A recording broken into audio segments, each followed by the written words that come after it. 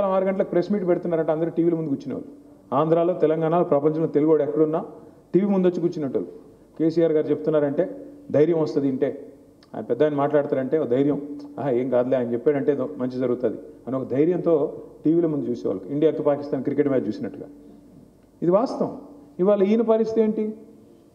మనం ఎంతోమంది గొప్ప గొప్ప ముఖ్యమంత్రులను చూసాం, మంచి వాళ్ళని చూసాం, మన కళ్ళ ముందే. ఎన్టీ రామారావు గారిని చూసాం, తర్వాత చంద్రబాబు నాయుడు గారిని చూసినాం, తర్వాత రాజశేఖర రెడ్డి గారిని చూసాం, తర్వాత రోసయ్య గారిని చూసాం, కిరణ్ కుమార్ రెడ్డి గారిని చూసాం, తర్వాత కేసీఆర్ గారిని చూసాం. ఎంతమంది నా కళ్ళ ముందు నేను చూసిన వాళ్ళని చెప్తాను. నాకంటే పెద్దలు చాలామంది ఉన్నారు, ఇంకెక్కువ మంది చూసుంటారు మీరు. కానీ నేను ఇలాంటి ముఖ్యమంత్రిని మాత్రం జీవితంలో చూడాల. నేను అడుగుతా ఉన్నా మిమ్మల్ని, మీరు ఆలోచించండి. ఎవరన్నా ముఖ్యమంత్రి సెక్రటేరియట్కి వచ్చి ఇక్కడ లంకె బిందులు ఉంటాయనుకొని వచ్చినా లంకె బిందెలు లేవు ఇక్కడ అంటాడా? ఎవడు తిరుగుతాడు లంకె బిందుల కోసం? ఎవడు చూస్తాడు లంకె బిందుల కోసం? నిజానికి దొంగలు. ఏం మాటలు అవి? నాకు అర్థం కాదు. ముఖ్యమంత్రి అయిన తర్వాత కూడా నీ గుడ్లు బీకి గోటీలు ఆడతా, నీ పేగులు తీసుకొని మెడలు వేసుకుంటా. మరి ఇదేం భాష నాయన? నాకు అర్థం కాదంటే నువ్వు గుడ్లు బీకి గోటీలు ఆడతావా? పేగులు తీసి మెడలు వేసుకుంటావా? ఏమనాలి ఇట్లాంటి వాడిని?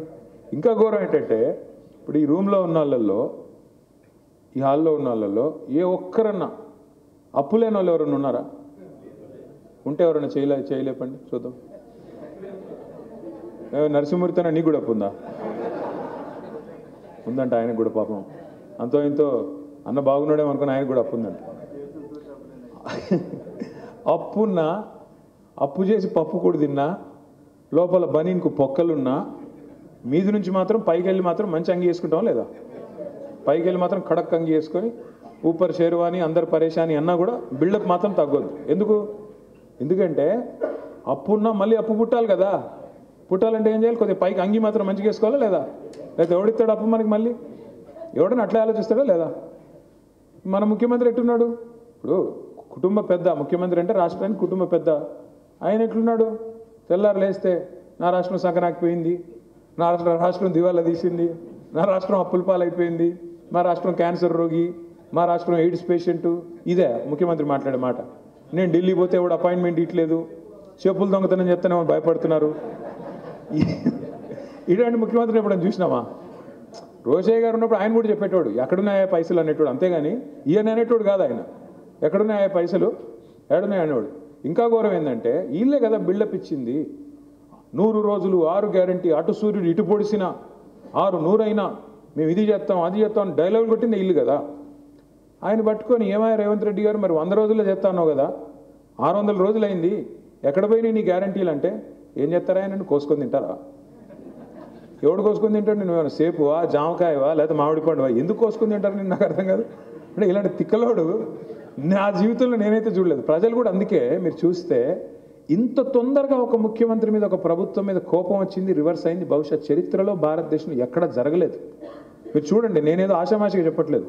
ఒక సామాన్యుడి ముందు యూరియా బస్తా కోసం లైన్లో నిల్చున్న సామాన్యుడి ముందు గొట్టం పెడితే ఎట్లా ఆక్రోషిస్తున్నారు, ఎట్లా తిడుతున్నారు. ముఖ్యమంత్రి అనే భయం లేదు, ప్రభుత్వం అనే భయం లేదు. మరి అసలు ఫోన్ వచ్చింది, ఇప్పుడు కృష్ణారెడ్డికి ఆడవాడు ఫోన్ చేశాడని నేను టెన్షన్ పడుతున్నాడు పోలీసుడు. వాళ్ళు సామాన్యుడు అసలు భయం కూడా పడట్లేదు. ముఖ్యమంత్రి అయితే ఎవడైతేనని చెప్పి ఎంట్రికతో సమానం అన్నట్టుగా చూస్తున్నారు వాస్తవం చెప్పాలంటే. అసలు నాకు తెలుగు భాషలో ఎన్ని తిట్లు ఉంటాయని కూడా తెలియదు. ఎన్ని తిట్లు స్వామి! ఇంకోడైతే ఇంకోటి మామూలు మనిషి అయితే ఓ బకెట్లో నీళ్లు తోడుకొని దుంకి చచ్చిపోదును అన్ని తిట్లు. ఏదో రేవంత్ రెడ్డి కాబట్టి నడిచిపోతుంది, ఆయనకి అట్లాంటి ఏం లేవు. ఆయనకి అలవాటు అయిపోయింది పాపం. ఎందుకు చెప్తున్నా ఇదంతా అంటే, మనకి ఎక్కువ టైం ఏం లేదు మళ్ళీ తిరిగి రావడానికి. ప్రజలు ఇవాళ స్పష్టంగా మళ్ళీ కోరుకుంటున్నారు మార్పు. ఏం మార్పు కోరుకుంటున్నారు? ఖచ్చితంగా కేసీఆర్ తిరిగి రావాలి, తెలంగాణ మళ్ళీ పట్టాలు ఎక్కాలి, తెలంగాణ మళ్ళీ అభివృద్ధి సంక్షేమ బాటలో మళ్ళీ నడవాలి అని కోరుకుంటున్నారు. సరే, మధ్యలో మీ ఎమ్మెల్యే ఆటలో అరటిపోయాడు, ఆయనదే ఉందిలే పాపం. కానీ ఇక మా కాంతారావు అనేమో ఆయన పోయాడు పోలేదు, ఇంకా బతికే ఉన్నాడు. మా కాంతన్న అంటున్నాడు, మళ్ళీ ఇంకొకరు అంటున్నారు పోయలేదు స్వామి, ఆయన ఉన్నాడు, ఆయన డాక్టరు, ఆయన 4 గోళీలు వేసుకొని బతికే ఉంటాడు, ఆయన ఎడబోతాడు. కానీ పార్టీలోంచి పోయాడు, ఏం పర్లేదు, పోయాడు. కానీ ఇప్పుడు విచిత్రం ఏంటంటే, రాష్ట్రంలో పరిస్థితి ఎంత విచిత్రంగా ఉందంటే, 10 మంది మన వాళ్ళు ఎమ్మెల్యేలు పోయారు. మరి టీవీ వాళ్ళు పోయి అడుగుతున్నారు, ఏ పార్టీలో ఉన్నావా? మొన్న ఆయన కడియం శ్రీధర్ చెప్తున్నాడు అడ్డదిడ్డంగా, ఏ పార్టీలో ఉండాలో ఆ పార్టీలో ఉన్నా. నాకు అనిపించింది, ఇప్పుడు మీ కొడుకు మీ పిల్లోడు ఉంటాడు, మీరు సాయంత్రం ఎక్కడో బయటికి పోతున్నా అమ్మ అంటాడు, నాన్న అంటాడు, పోతాడు. 10:30కి ఇంకా ఇంటికి రాలేదు. మీరు ఫోన్ చేశారు, అరే ఎక్కడున్నారా అని అడిగారు. నేను ఎక్కడుండాలో అక్కడే ఉండా అన్నాడు అనుకో, దవడ మీగలు ఒకటి పీకాలనిపించదు. ఇలా అతి తెలివి ఎక్స్ట్రా యాక్టింగ్లు. పోతే పోయారు చెప్పిసావచ్చు కదా, అంత భయం ఎందుకు? చెప్పు దమ్ముంటే నేను పోయాను కాంగ్రెస్లోకి, ఎదుర్కొంటా ఉప ఎన్నికని మగాడు అయితే రా చూసుకుందాం భద్రాచలంలో. ఇంత భయం ఎందుకు? ఇంత భయం ఎందుకు రాజకీయంలో? ఇంత భయం ఎందుకు? నిజంగానే మీరు పొడిస్తే 22 నెలల్లో అంత పోటుగాళ్ళు అయితే రా. రేవంత్ రెడ్డి అంత పోటుగాడు కదా, మరి ఎన్నికలకి ఎందుకు భయపడుతున్నావు? సర్పంచ్ ఎన్నికలు పెట్టాలంటే భయం, జెడ్పీటీసీ పెట్టాలంటే భయం, ఉప ఎన్నికలు ఎదుర్కోవాలంటే భయం, కానీ బయటికి మాత్రం మేకపోతే గాంభీర్యం. ఏమని మనం చాలా అద్భుతంగా చెప్తున్నాం ఇందిరమ్మ రాజ్యం.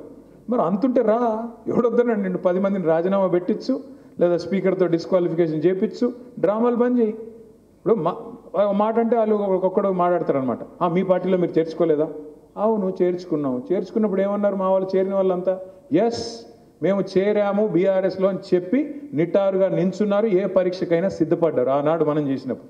మీలాగా నంగనాచి కబుర్లు చెప్పట్లేదు కదా, మీలాగా ఎస్ చేరాము మేము బీఆర్ఎస్ పార్టీలో అని చెప్పారు, స్పీకర్ గారు బులెటిన్ ఇచ్చారు, ఏ పర్యవసనానికైనా రెడీ అయ్యారు.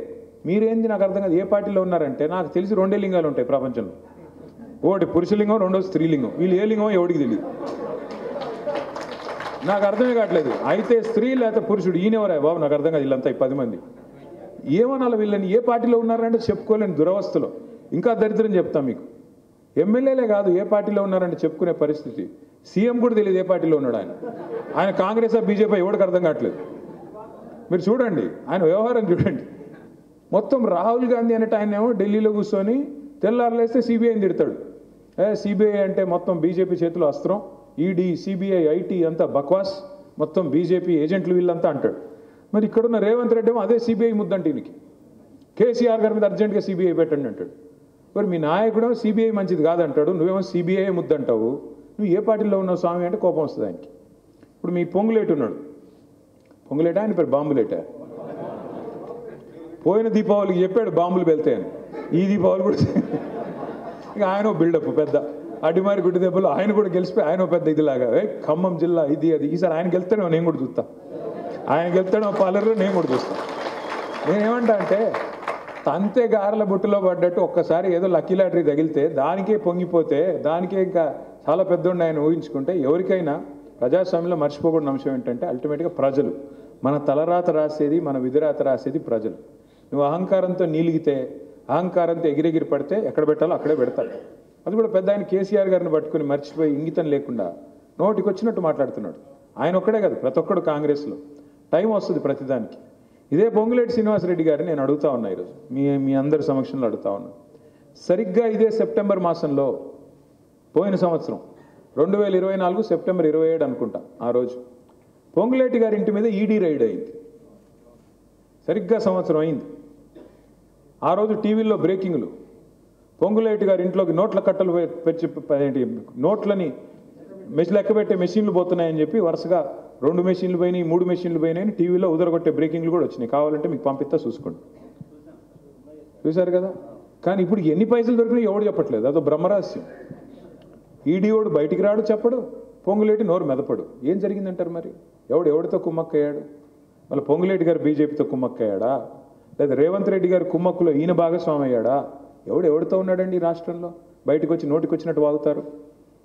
మనము బీజేపీ ఒకటని వాగుతాడు ఒకడు, కాంగ్రెస్ వాడు. ఎవడితో ఉన్నాడు?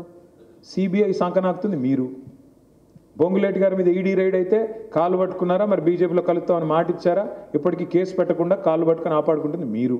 మాకేం కర్మ నాకు అర్థం కాదు. పెట్టుకో, ఏం కేసు పెట్టుకుంటావో చూసుకుంటామని చెప్పి ఈరోజు ఎదుర్కొంటున్నది మనం. 2 ఏళ్లలో ఎన్ని కేసులు పెట్టారు మా మీద? ఏం చేస్తారు పెట్టి? బతికేది ఒకసారి, సచ్చేది ఒకసారి. ఎన్ని రోజులు భయపడతాం? నాకు అర్థం కాదు. రాజకీయం అంటే బతికిన నాళ్ళు, రాజకీయం అంటే ప్రజాసేవ చేయాలి, బతికిన నాళ్ళు ధీరోదత్తంగా బతకాలి. ఇదేం రాజకీయం? కుమ్మక్కు రాజకీయం దరిద్రంగా. ఇంకొక మాట కూడా మీరు ఆలోచించండి. మన ఈ మధ్యన మైనారిటీలకు సంబంధించి ఒక బిల్లు తెచ్చింది కేంద్ర ప్రభుత్వం, వక్ఫ్ అమెండ్మెంట్ అని, వక్ఫ్ చట్టాన్ని సవరిస్తూ ఒక బిల్లు తెచ్చింది. దాన్ని మనం వ్యతిరేకించాం. వ్యతిరేకంగా ఓటు కూడా వేసాం. 4 ఓట్లు ఉంటే రాజ్యసభలో 4 కూడా వ్యతిరేకంగా ఓటేశారు. ఆ చట్టం వచ్చింది అయినా కూడా, ఎందుకంటే బీజేపీకి మందుబలం ఉంది, చట్టం వాళ్ళు పాస్ చేసుకున్నారు. భారతదేశంలో బీజేపీ ప్రభుత్వం పాస్ చేసిన వక్ఫ్ అమెండ్మెంట్ యాక్టు 28 రాష్ట్రాలు ఉంటే ఏ రాష్ట్రం కూడా ముందుగా దాన్ని ఇక్కడ ఇంప్లిమెంట్ చేయలేదు. ఇంప్లిమెంట్ చేసిన మొట్టమొదటి రాష్ట్రం ఏంటో తెలుసా? తెలంగాణ. ఏ బీజేపీ ముఖ్యమంత్రికి లేని తొందర రేవంత్ రెడ్డి గారికి ఏమొచ్చిందండి? కాంగ్రెస్ పార్టీకి, కాంగ్రెస్ ప్రభుత్వానికి. నువ్వు ఎవరితో పనిచేస్తున్నావు? అసలు ఎవరి కోసం పనిచేస్తున్నావు? రాహుల్ గాంధీ కోసమా, మోడీ గారి కోసమా? ఈ మాట అడిగితే వాళ్ళకి కోపం ఎక్కువ. మీరు గమనించండి జాగ్రత్తగా. రేవంత్ రెడ్డి గారి బావమరిదికేమో కేంద్ర ప్రభుత్వ పథకంలో కాంట్రాక్ట్లు ఇస్తారు. 1137 కోట్ల కాంట్రాక్ట్. సుజన్ రెడ్డి అని వాళ్ళ బావమరిది. ఆయనకి అంటే కాంగ్రెస్ ముఖ్యమంత్రి బావమరిదికి కేంద్ర ప్రభుత్వ పథకంలో కాంట్రాక్ట్ వస్తుంది. ఇంకో బీజేపీ ఎంపీ గారికి రేవంత్ రెడ్డి గారు ఇక్కడ కాంట్రాక్ట్ ఇస్తారు. ఎవరితో చేతులు కలుపుకున్నాడు? ఎవరిని మోసం చేస్తారు మీరు? అందుకే నేను అనేది, ఈ రాష్ట్రంలో మీరు ఒక్కటే గుర్తుపెట్టుకోండి, వాళ్ళిద్దరి లక్ష్యం ఒకటే, కాంగ్రెస్ బీజేపీ లక్ష్యం ఒకటే. తెలంగాణకున్న ఒకే ఒక్క గొంతుక, నిఖార్సైన గొంతుక కేసీఆర్. దాన్ని ఖచ్చితంగా ఫినిష్ చేయాలన్నది వాళ్ళ టార్గెట్. ఎందుకంటే కేసీఆర్ ఇది అన్కాంప్రమైజింగ్. ఆయన ఎవరితో రాజీ పడడు. తెలంగాణ ప్రజల ప్రయోజనాల విషయంలో ఎవడికి లొంగడు, అందరికీ తెలుసు. కొరకరాని కొయ్య మోడీకైనా రాహుల్ గాంధీకైనా కేసీఆర్. వాళ్ళ బాధంతా ఏంటి? ఏదో ఒకటి చేసి కేసీఆర్ గారిని ఫినిష్ చేయాలి. చేస్తే ఆ తర్వాత మైదానం నీది నాది, మన ఇద్దరం కొట్లాడుకుందాం. మనందరం లేవా కేసీఆర్ గారిని కాపాడుకోవడానికి, పార్టీని కాపాడుకోవడానికి? ఇలా నిజంగా చెప్తున్నా, మీరు నమ్మండి. నిన్న అచ్చంపేట వాళ్ళు వచ్చారు. అచ్చంపేటలో మన మాజీ ఎమ్మెల్యే గారు వెళ్ళిపోయారు పార్టీ నుంచి. అక్కడ ఒక సమావేశం పెడితే, మాజీ ఎమ్మెల్యే గారు వెళ్ళిపోతే ఒక సమావేశం అచ్చంపేటలో పెడితే 4000 మంది సోదరులు, కార్యకర్తలు, నాయకులు, అక్కడ పెద్ద నాయకుడు ఎవరు లేరు, 4000 మంది వాళ్ళు మీటింగ్ పెట్టుకొని వాళ్ళు చెప్పారు, మాకు కేసీఆర్ గారు ముఖ్యం, మాకు పార్టీ ముఖ్యం, నువ్వు పోతే పో, మేము మాత్రం పార్టీతోనే ఉంటాం.